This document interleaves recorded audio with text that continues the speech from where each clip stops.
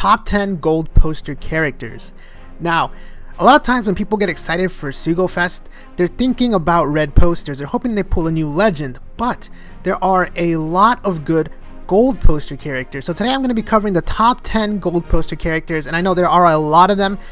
Some of them that might have made the list depending on how you see it, but I tried my best to put together a good list of top 10 gold poster characters.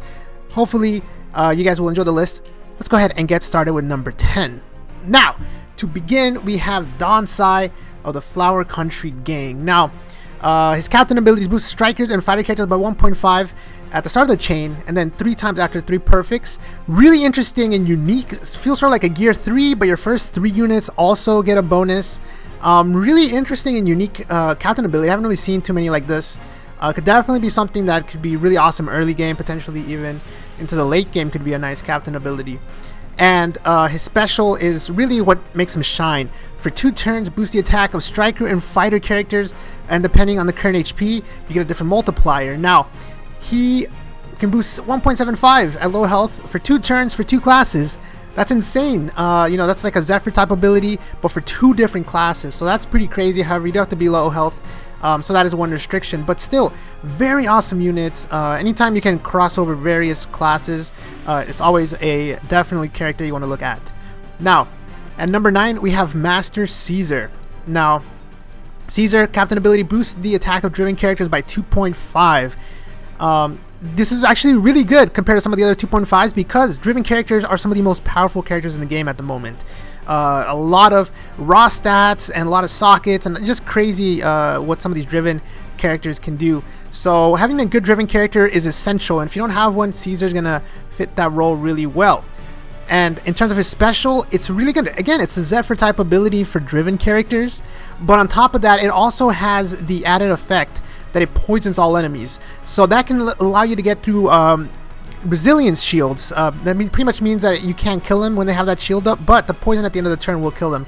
So it's really important, especially you can combo the 2, have 2 roles in one team. And at the same time, it also combos with Hannibal, conditional boost that requires poison. So that could really add a lot of damage to your team. So definitely keep in mind for Caesar.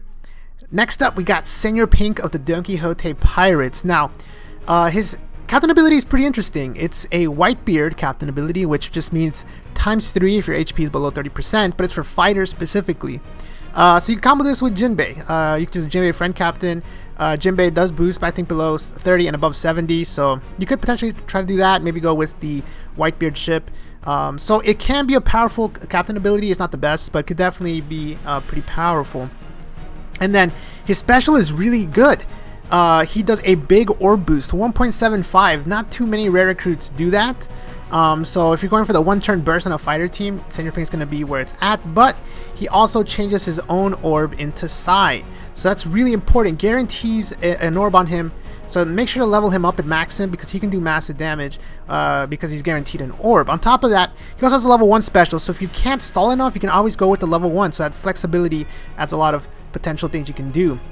Next up is Monet of the Donquixote Pirates as well.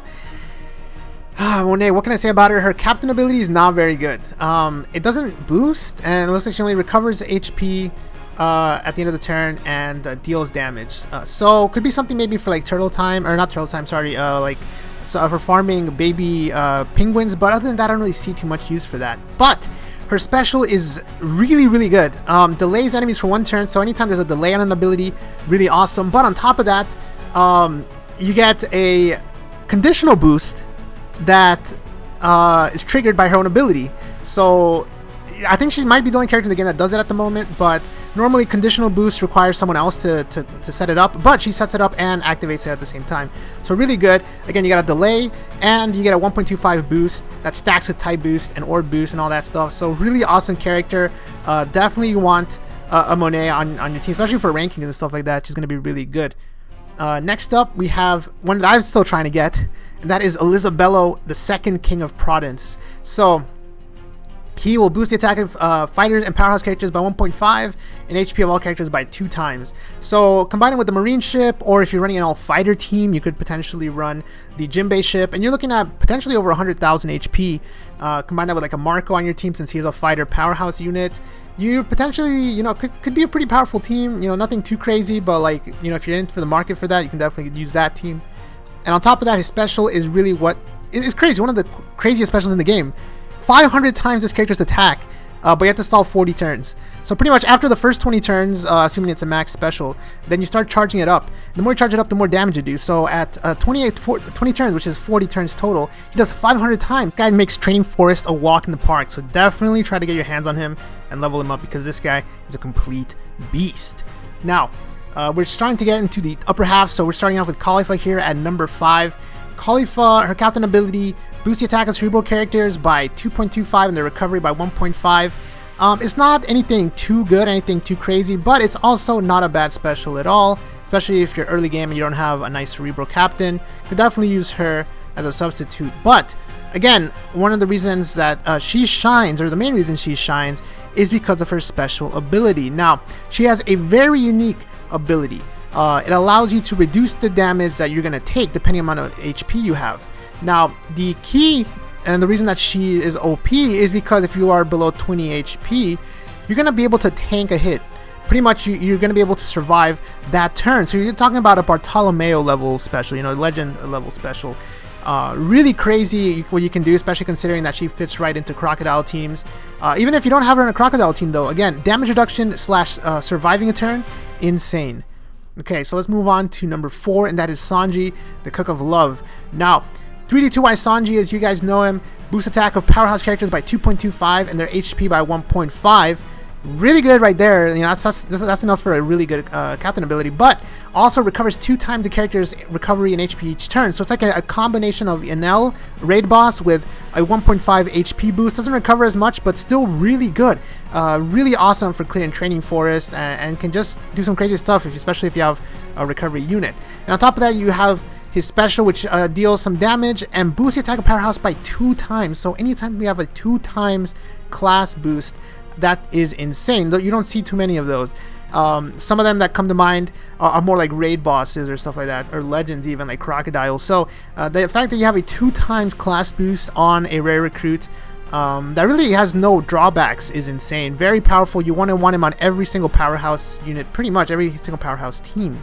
Up at number 3, we have Nico Robin. Now, she's one of the early game units, and her captain ability is actually bad. It's really bad. Boosts the recovery of int characters by 2 times. Doesn't really do much, but you know, don't worry about her captain ability. Just most of you guys know by now what her special ability is, and it is boost the attack of int characters by 2 times for 1 turn. So this is a type boost. Int characters, that means 1/5 of the game. You know, 20% of the, you know, one of the 5 types. That's an insane number of characters that she boosts. No drawbacks, low cooldown.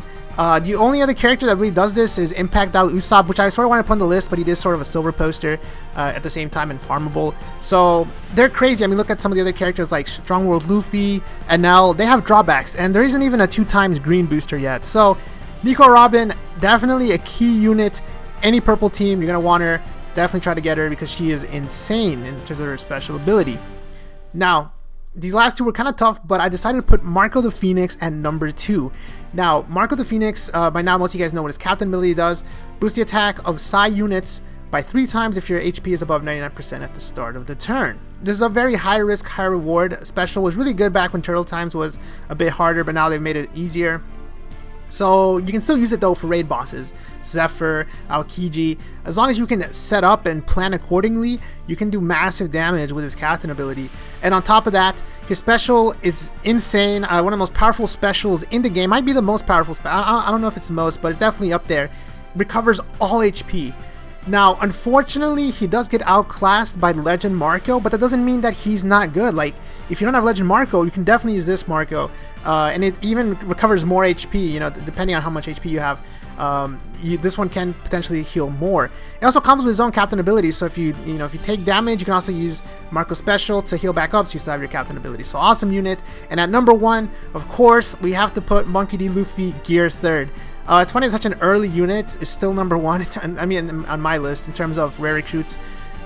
Special, nothing, you know, it's better than nothing, just deals a bit of damage, but his captain ability is what have made people call him a pseudo legend, potentially even a legend tier character. Boost the attack of all your units by 3.5 after you score 3 perfects in a row. Scoring all perfects means you get the maximum chain combo. Is a rainbow captain, and it's capable of doing some of the craziest damage in the game. It's insane. Like I said, some people put him up there, you know, as a 5.5 star because he is that good, and the fact that he came out so early and he's still that good is crazy. So if you have gear 3 and you don't have log Luffy, definitely a good replacement, definitely someone who can carry you through most of the raid bosses and content in the game, even some training forests. So definitely look forward to Monkey D. Luffy. So hopefully you guys enjoyed this second edition of Top 10 OPTC. If you guys haven't checked out the first one, Top 10 Raid Bosses, definitely check it out. You can just click on the link there. And hopefully you guys like the video and subscribe. I'll be bringing you guys episode 3, which is going to be the top 10 legends, something that everyone has been asking me for. So if you guys do not want to miss top 10 legend characters, then make sure to subscribe so you know when it goes live. And just thanks for watching, guys. Until next time, peace.